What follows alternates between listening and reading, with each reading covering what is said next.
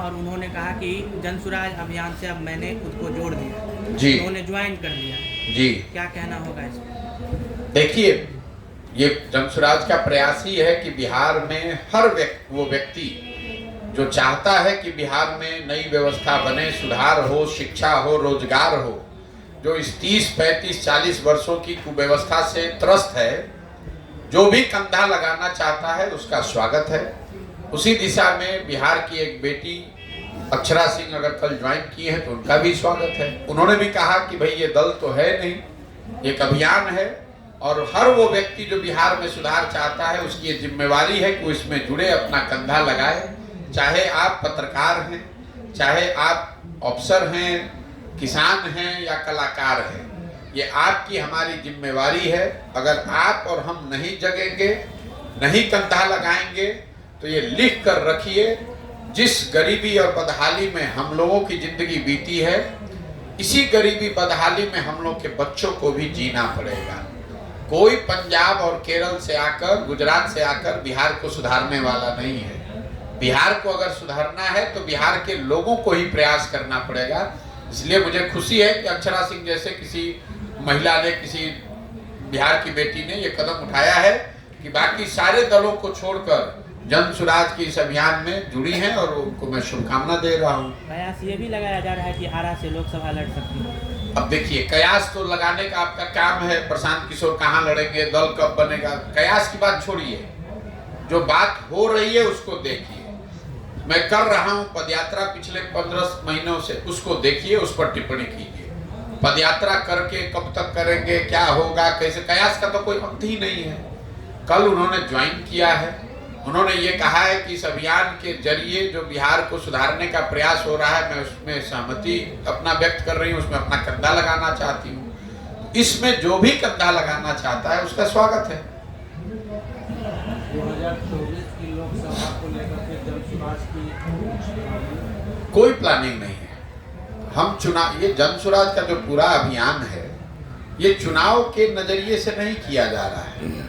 चुनाव तो हम बहुत लड़ाए हैं, जिताए, हराए, वो सब अलग बात है। 2015 में तो मैं बिहार में महागठबंधन की मैंने मदद की, मैं पूरा बिहार जीत गया था महागठबंधन के साथ। उससे बिहार तो नहीं सुधरा। 2014 में मोदी जी देश में जीत गए, उससे तो बिहार नहीं सुधरा।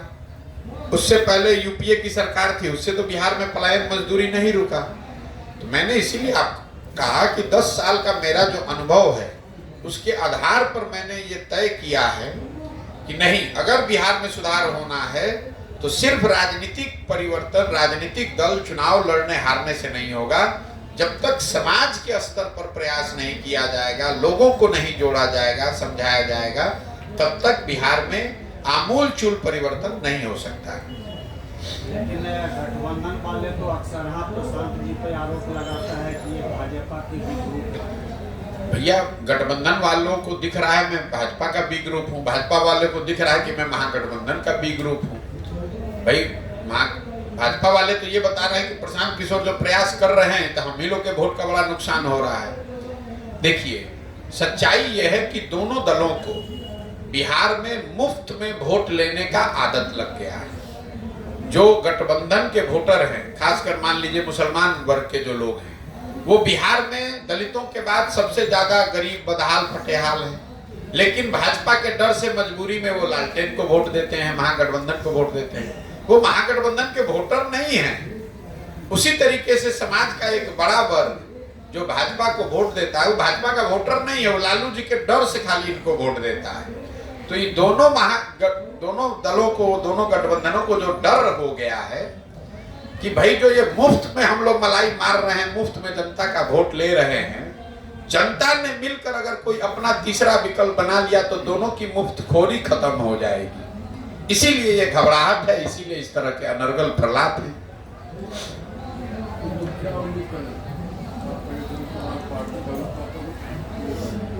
उम्मीद की कोई बात नहीं है। 5 मई 2022 को जब मैंने इस अभियान की शुरुआत की, तभी बताया कि दल तो बनना ही बनना है। उम्मीद आप ये कीजिए, आशीर्वाद ये दीजिए कि 2-3 बरस के प्रयास से मैं बिहार में वो व्यवस्था खड़ी करूं जिससे बिहार में सुधार हो। उम्मीद ये कीजिए कि अगले 10 वर्ष में जो संकल्प लेकर चले हैं कि अगले 10 वर्ष में बिहार को देश के 10 अग्रणी राज्यों में शामिल करवा के दिखाएंगे।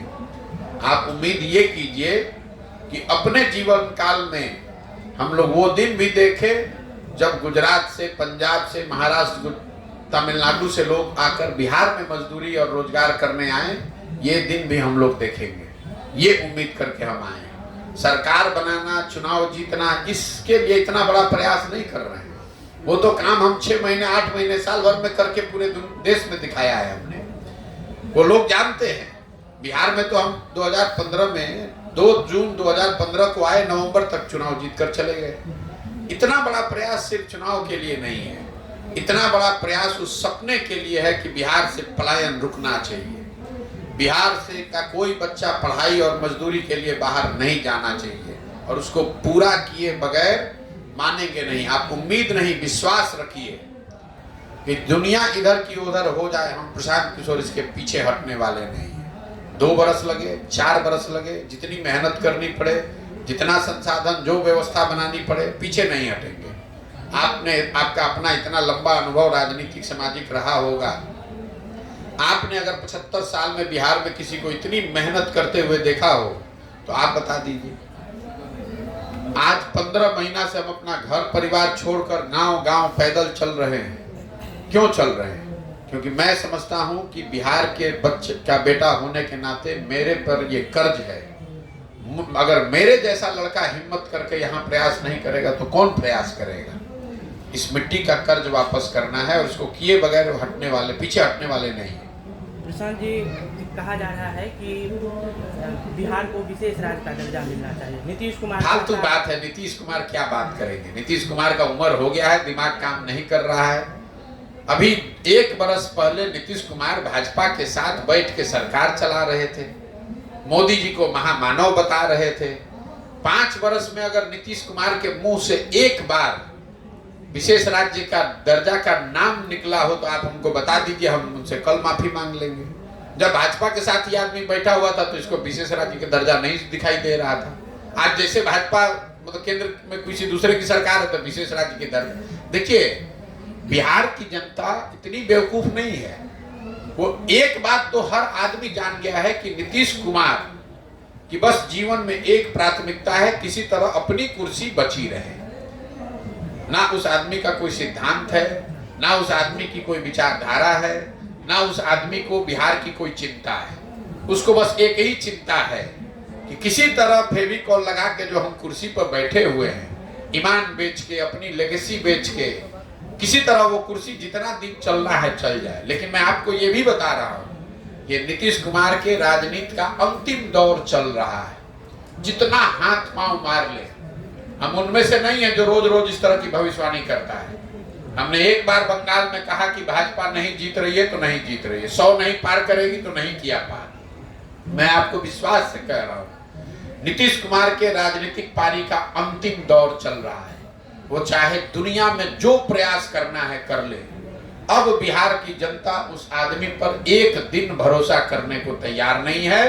कल अगर वोट हो जाए तो नीतीश कुमार को पानी पीने को नहीं मिलेगा। नीतीश कुमार को हम जब से पदयात्रा कर रहे हैं तब से ये चुनौती दिया हुआ है हमने कि अगर दम है तो अपनी सुरक्षा लेकर एक पंचायत में पैदल चल के दिखा दो, पब्लिक जीना हराम कर देगी। इतना गुस्सा है नीतीश कुमार के लिए।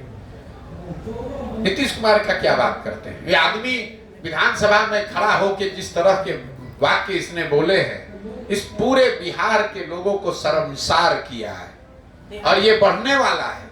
जब तक ये आदमी कुर्सी पर रहेगा पूरे बिहार के लोगों को शर्मसार ही करेगा। तो विशेष राज्य का दर्जा पे आपका क्या ओपिनियन है? ये सार्थक नहीं होगा कि बिहार को विशेष राज्य? बिल्कुल विशेष राज्य का दर्जा मिलना चाहिए, लेकिन विशेष राज्य के दर्जे से आपकी हमारी गरीबी खत्म होने वाली नहीं है।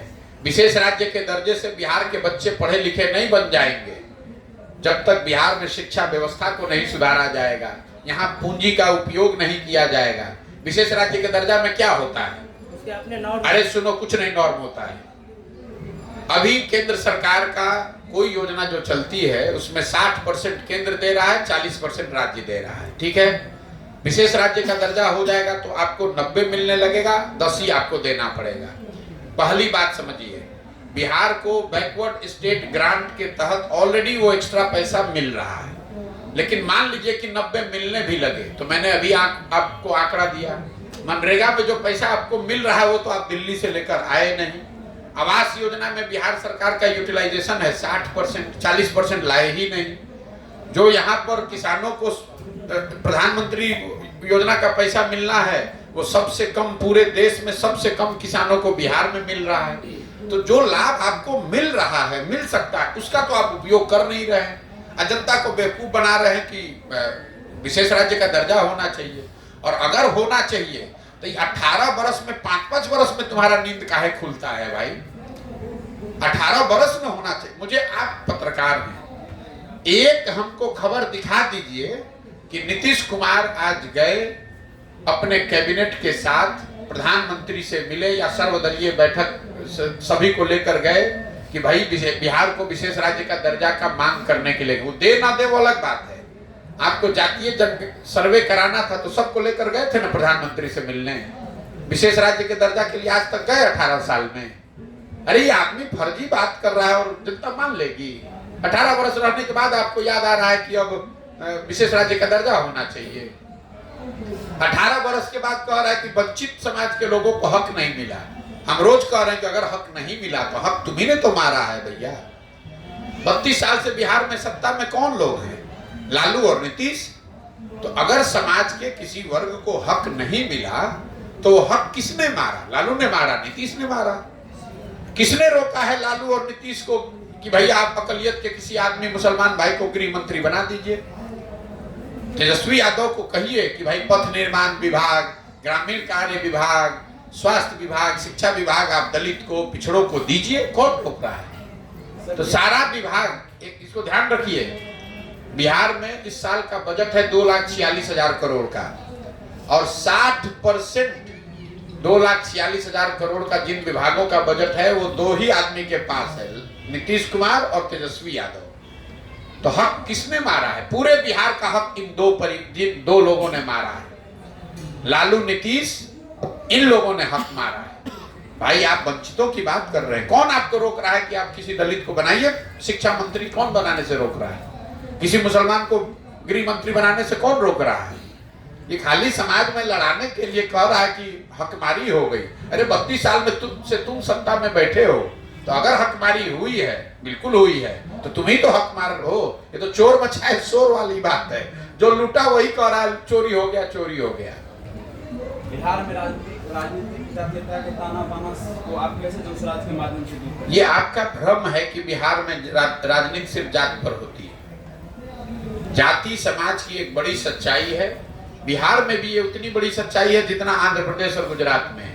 आप आंध्र प्रदेश और गुजरात में राजनीति नहीं करने गए, इसलिए आपको नहीं मालूम है। बिहार में अगर आपको ऐसा लगता है कि हर आदमी जाति पर वोट देता है, तो आप हमको बता दीजिए कि नरेंद्र मोदी को बिहार में जो वोट पड़ता है वो किस आधार पर पड़ता है? नरेंद्र मोदी के जाति के लोग तो नहीं रहते हैं बिहार में। हर आदमी कैसे दे रहा है नरेंद्र मोदी को वोट? मैंने आपको बताया कि बिहार में वोट 4 बिंदुओं पर पड़ता है। जाति पर पड़ता है, धर्म और राष्ट्रवाद के नाम पर पड़ता है, लालू के डर से भाजपा को वोट पड़ता है और भाजपा के डर से लालू को। इतना मत समझिए कि सब जाति पर ही पड़ रहा है। मुसलमान क्यों वोट दे रहा है लालटेन को? जाति पर थोड़ी दे रहा है, खाली भाजपा के डर से दे रहा है। समाज के बहुत ऐसे वर्ग हैं जो भाजपा को इसलिए वोट देते हैं कि वो लालू से डरते हैं। ये जाति वाली बात नहीं है। बिहार की जनता जनसुराज पर क्यों भरोसा करे? बिल्कुल बिहार की जनता को जनसुराज पर भरोसा नहीं करना चाहिए, अगर करती है नहीं करना चाहिए। आप हमारी बात ही नहीं सुन रहे हैं, क्योंकि अगर आप किसी के कहने पर जाइएगा तो आपके साथ धोखा होगा। बिहार की जनता को जनसुराज पर भरोसा नहीं करना चाहिए। जनसुराज में जो हो रहा है, जो हम लोग कर रहे हैं, उसको देखना चाहिए, परखना चाहिए, ठीक लगे तो उसमें जुड़ना चाहिए और जुड़कर अपने आप पर भरोसा करना चाहिए। अगर जुड़ती है बिहार की जनता तो क्या अगर मगर कुछ नहीं है, नया रोल मॉडल बनाएंगे? कोई अगर मगर नहीं। हमने आपको पहले बता दिया, ये तो बता दिया कि जनसुराज का उद्देश्य क्या है, लेकिन हमने ये नहीं कहा कि प्रशांत किशोर बना देंगे।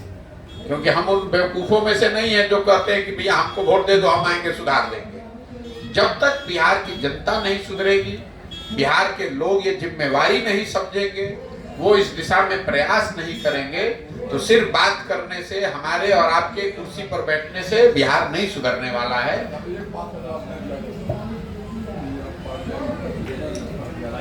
पार्लियामेंट के चुनाव को लेकर सर एक मिनट, भले ही तब तक आपकी पार्टी नहीं बन जाती है, तो कुछ को समर्थन तो आप करेंगे पूरे हिंदुस्तान में। देखिए, अगर बिहार में लोकसभा का जब चुनाव होगा, उससे पहले जन स्वराज दल तो बन नहीं पाएगा, क्योंकि दल तो तभी बनना है जब हम पूरी पदयात्रा कर लेंगे, और लोकसभा से पहले पदयात्रा पूरी नहीं होगी, क्योंकि अभी आधा बिहार बाकी है।